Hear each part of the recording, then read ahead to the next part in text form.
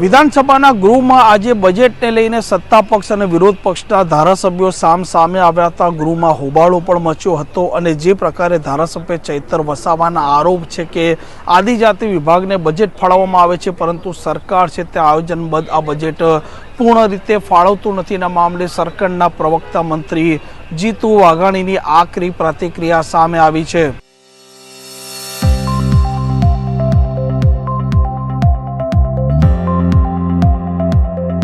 नमस्कार, आप जो रहा छो हॉटलाइन न्यूज और हूँ छूँ अपनी साथे तौफिक गांची। गुजरात विधानसभा में जे प्रकारे आज बजेट रजू थयुं छे ते मामले घमासाणनी स्थिति उद्भवेली छे। सत्ता पक्ष और विरोध पक्ष सामे आवेलो छे अने आदिजाति विभाग ने जे प्रकारे बजेट 5000 करोड़ उपरनुं गत वर्षे पण फाळववामां आव्युं हतुं ते पण पूर्ण रीते वपरायुं नथी अने आजे पण चैतर वसावाए आ सवालो आज गृहमां प्रश्न रूपे पूछ्या हता अने तेमणे आकरी दलीलो आपी हती। हवे वळतो प्रहार कर्यो छे सरकारना प्रवक्ता मंत्री जीतू वाघाणीए।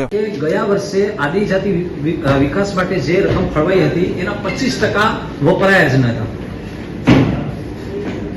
मैं कह्युं विरोधीओने मात्र वातो करवानी छे,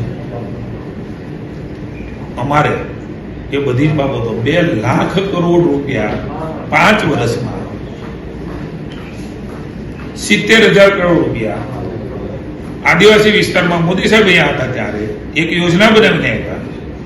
हूँ तमाम विरोधीओने कहूं छुं, ज्यां तमे रहो छो त्यां शुं आ प्रकारना रोड हता?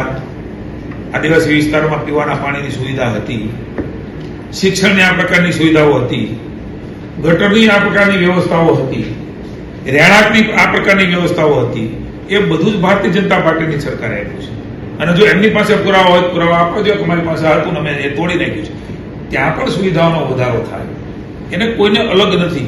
એસટી એસસી ઓબીસી એ પણ આગળ આવે, એમના માટેની વ્યવસ્થાઓ અમે કરી રહ્યા છીએ અને કરી છે। 2 લાખ કરોડ રૂપિયાની જોગવાઈ 5 વર્ષની અંદર।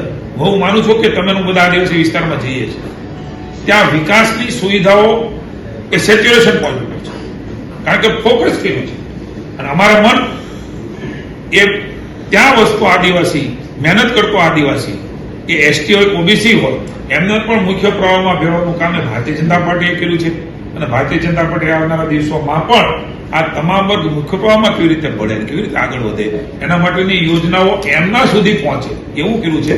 પહેલા યોજનાઓ એમના સુધી પહોંચતી નહોતી, જેનું શાસન હતું એના ઘર સુધી પહોંચતી હતી। એ પોતે એમાંથી આખા રોડ ગળી જતા, પાણીના ટેન્કરો ગળી જતા, કાગળ ઉપર રોડો બની જતા। આ પ્રકારનો વ્યવસ્થાઓ પણ એ વિપક્ષની સરકારો હતી ત્યારે રાજ્યની જનતાએ જોઈ છે। હું રાજ્યની જનતા ઉપર ભરોસો રાખું છું કે રાજ્યની જનતા શાણી જનતા છે, ક્યારે એમની વાતોમાં આવી નથી, આવવાની પણ હતી, કારણ કે જીવનનો બદલાવ કરવા માટે અમે કટિબદ્ધ છીએ। આ પ્રકારના સમાચાર માટે હોટલાઇન ન્યૂઝ ચેનલને લાઇક, શેર અને સબસ્ક્રાઇબ કરવાનું ભૂલતા નહીં। નમસ્કાર।